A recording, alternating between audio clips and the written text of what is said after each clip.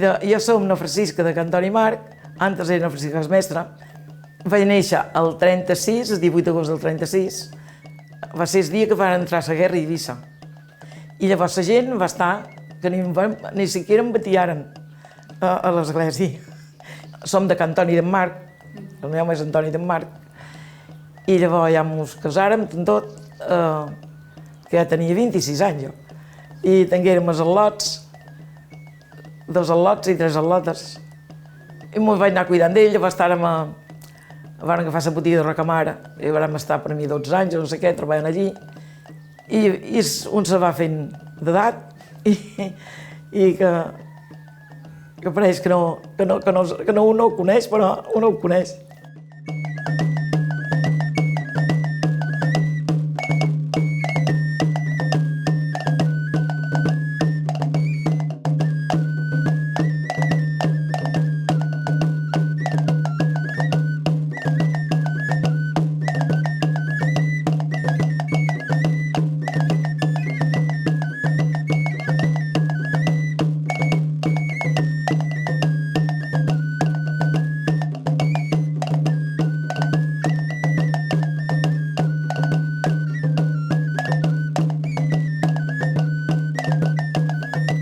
Sí, s'ho veien d'aquesta manera, perquè tampoc no hi havia, en aquell temps no hi havia moltes de festes així d'escamp. I en el Pou d'en Benet, sí, cada any s'hi feia ball. Allí es dia Sant Jaume a la tarda, els diantres hi feien la plaça neta, com que nosaltres som veïns, i llavors vinga a ballar. I llavors a Font d'Esbarger també n'hi havia de ball, però jo no hi havia anat mai en aquell ball, fins que jo era casada i feia anys. Mira, l'abuela i la mamà ens ensenyaven per dins el porxo de casa mestra, ens ensenyaven com es ballava. I llavors, no ho sé, anàvem ballant de poc en poc.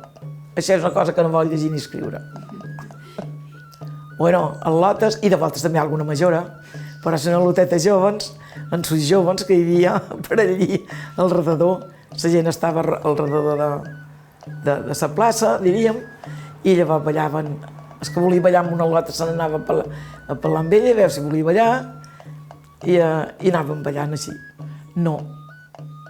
Llavors feia la missa cantada, la professor, i les tardes, això perquè llavors la missa era al matí, i les tardes farien, si venia algun grup de fora, damunt l'escenari dins la plaça, era la música que hi havia. Llavors feien les matances, en tenint temps de matances sempre anàvem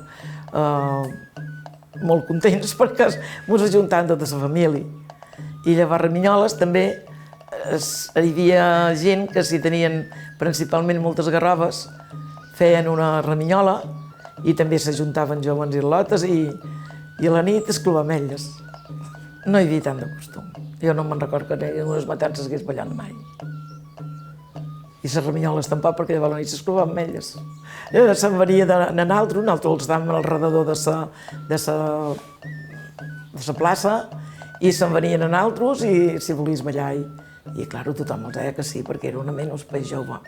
Una nota que hagués dit que no. Mira, doncs que no estava interessat, però és que fas caminar-te un tron lluny. Ara es comença normalment fent una rodada, però llavors no.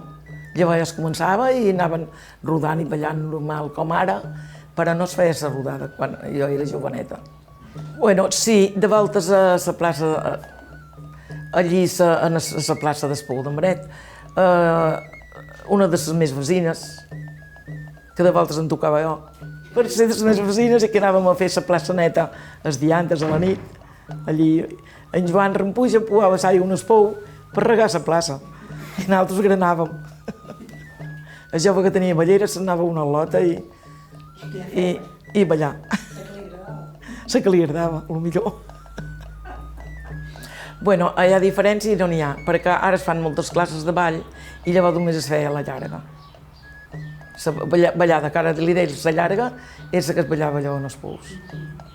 Amb això sí que ha canviat bastant, perquè ens clavàvem un riflequet, dos, un de colors i un blanc, sí, un bolindo de blanc, i mos agafant només una mica el vestit, així, en la mà, que es veien just les puntetes del riflaco, però no res més. No. Llavors no hi havia festes més que... Si hi havia xacotes, o quan venia un de fora d'Eivissa, que feia molts d'anys que hagués anat a Sant Mili o a la guerra, Antoni Destruy va estar a la guerra i quan va venir va haver una engentada de por per a saludar-lo i hi va haver una xacota molt grossa. I la gent cantava, i els homes i dones, i eren xacotes així. No, normalment a casa d'algú que volguessin celebrar una festa. I el dia del ball del Pou d'en Benet, a la nit, llavors feia la xacota a Can Mestre. No a Cas Mestre, a Can Mestre. I allí dins tancat hi havia molt bon lloc i la gent estava allí escoltant cançons. En l'estiu, normalment, perquè tots els balls aquests eren d'estiu. Perquè el Pou d'en Benet és de Sant Jaume i el Pou de la Font d'Esverger és de Santa Maria i tot és en l'estiu. I en l'hivern, no. Bueno, llavors un tocava el tambor i un altre les castanyoles. I els que se'ls sabia tocar molt, les tocava ballant també. I per cridar Sarlota feien la castanyolada. A Sant Agustí algunes voltes, perquè allí era el dia de Sant Agustí, també era en l'estiu. Al matí hi havia la festa de l'església i la professora i això, i a la tarda només hi havia ball, allí a la porta de l'església. No, era tot igual. Llavors no hi havia balls com ara tantes classes de balls. Si eren, no es ballaven a bandes així.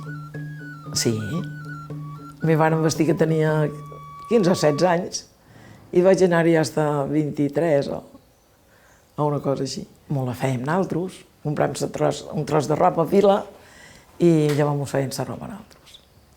I havia dut molts anys el vestit que la mama es va casar, que era molt polit, per cert, i era el meu vestit bo que tenia per anar a festa. No, això no es podia, quasi no es podia, perquè et feies un vestit, ja tenies perfil amb mi donadet, i llavors davantals era un trosset de tela que et feies tu de davantal, igual a gipons.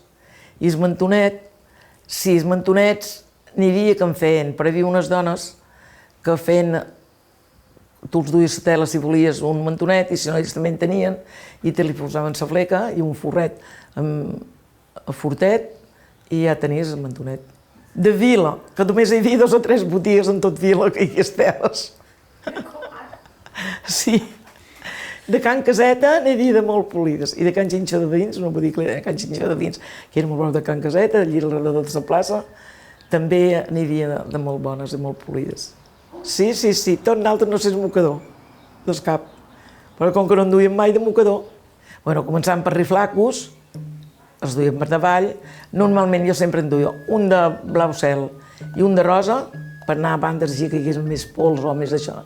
I si no, el color de rosa i un blanc, perquè llavors no tenia moltes mudades per canviar. Així eren els riflacos.